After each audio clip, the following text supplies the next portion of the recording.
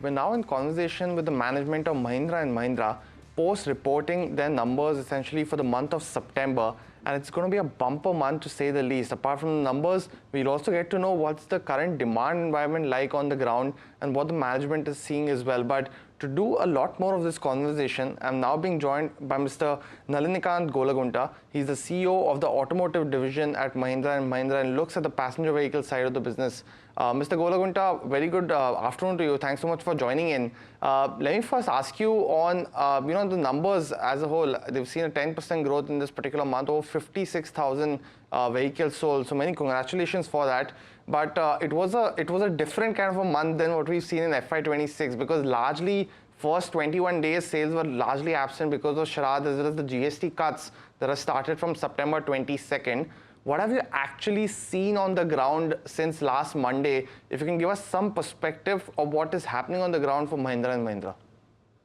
Yeah, absolutely. Thank you for having me on the show. So I think there's two different pieces. You captured the situation very well before 22nd. Significant amount of pent-up demand in some sense, and all of that kind of came into fruition post 22nd. And you see that in the customer retails, which are being reported by our dealers at this point in time. So we see significant growth happening on that front. On the SUV front, in the first 9 days from Navratri, we see 60% growth in dealer-reported customer retails.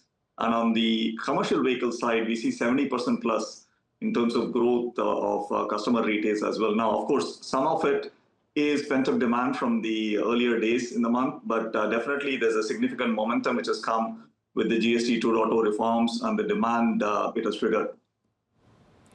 Mr. Golagunta, you mentioned that 60% growth is what you're seeing essentially in terms of retails. That will be from September 22nd till the end of the month versus the same time last year. Is it on the month-on-month you're also seeing that impact? Yeah, just to be careful, what I was referring to is the first 9 days of Navratri retails that I'm talking about. What we put, of course, the sales numbers I put out is month-on-month. That's 10% growth. Yeah. But I'm just seeing in terms of the customer retails on the ground, which our dealers are reporting, that for the first 9 days is showing significant momentum.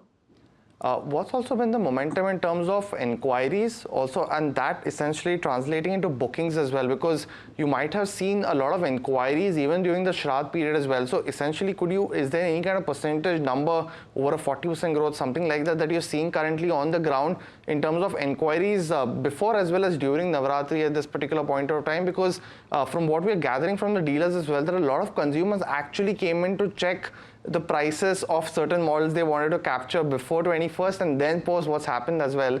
Is that something that you have seen? What's the kind of growth that you've seen in inquiries and bookings at this time? Yeah, significant double-digit growth we see across both inquiries and bookings. But at the end of the day, the hard truth comes from customer retails, and that's the number we're tracking very closely with through our dealers. The other thing was, because of the festive period as well, you pulled back a lot of inventory in the last month and, you reported a 10% fall in sales. And that largely was because of, post 15th August, we saw the customers largely being away from the dealerships. The number this month has been strong as well. But do you feel that you're still building in that inventory before the whole festive period that you will see in the next whole month? So still a lot of that will get captured in the next month rather than all of that getting captured in the numbers that we are seeing currently? Yeah, so there's significant demand still out there in the market. The challenge as an industry we're facing at this point in time is a lot of that dispatch has got bunched in the last 8-9 days of September. And the constraints in terms of the trailers we have to transport these vehicles as well. So I'd rather say that that's the constraint in that sense, and some of that will play into October as well. But the demand is quite robust, and we are all working very closely to ensure that the vehicles get to the customers, get to the dealers, and so that it can be retailed next month as well. Well, definitely. It's not a bad concern to have, still a concern that'll get solved in the next month, I'm sure. In terms of models though, because there are some key models like the 3XO, which has seen a huge price cut, and compared to the other models versus in the competition, it seems to be getting that benefit as well. So have you seen that as a model that's seen the highest interest in this particular point of time, or anything else that you can give us perspective of which model actually has seen the huge interest and you're seeing that getting translated into bookings in this time? Yeah, it's a great question. So we actually are seeing demand across the board. You're right, 3XO is seeing significant uptick in demand and inquiries with the Revex, which is the new variants we put out as well.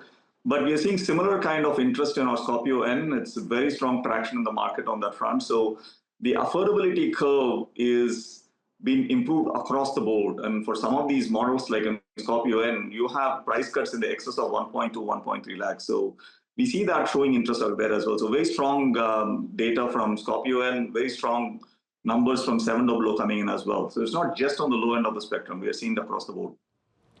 And currently, you also have the Bolero new as a model that's seen reduction of GST from roughly about 31% to 18% as well. Are you seeing increased demand for that product as well? And if you can just capture if you've seen essentially between rural and urban markets, because the urban market was largely depressed for the industry as a whole over the last 3 to 4 months. This boost seems to be one of the key ones to revive that as well.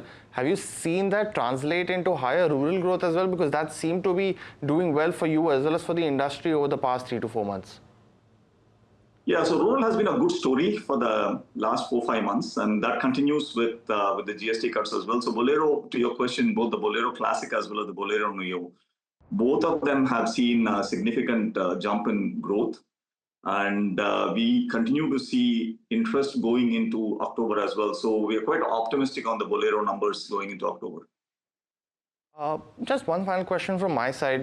Going into the next month, would it largely be continuation of the strategy that we've seen from your side, educating a lot of more consumers that are coming in essentially? And have you seen essentially the consumer largely sticking to what they'd essentially inquired about, or are you also seeing them moving a step up essentially in terms of the other models? Because while their preferred model might see a price cut, some others in your portfolio as well has seen other cuts as well, as you mentioned, as of now as well. So are you seeing any kind of premiumization by the consumers versus what they thought earlier to get at this time? Yeah, we're seeing two different trends. Hard to say which of it is going to be a dominant trend, but one of them is what you mentioned, which is people upgrading themselves in terms of the models.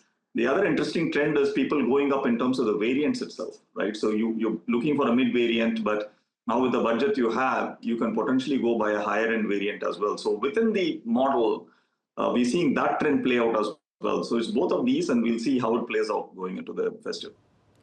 Also, just one question on EVs and the momentum there as well, because that GST has remained similar at 5%. But just in terms of versus the gap, what it had versus ICE vehicles, and I know there is not a direct comparison for you versus what we see of the peers in terms of ICE versus EVs, even though the EVs have lower GST. How have you seen that momentum continue in this particular point of time? Because for XCV90, that's a whole separate consumer as a whole. But within the BE6, it does have a price point with other models as well. So what has been the momentum there to wrap up this conversation? Yeah, very, very steady demand for both our models, B6 as well as 9E.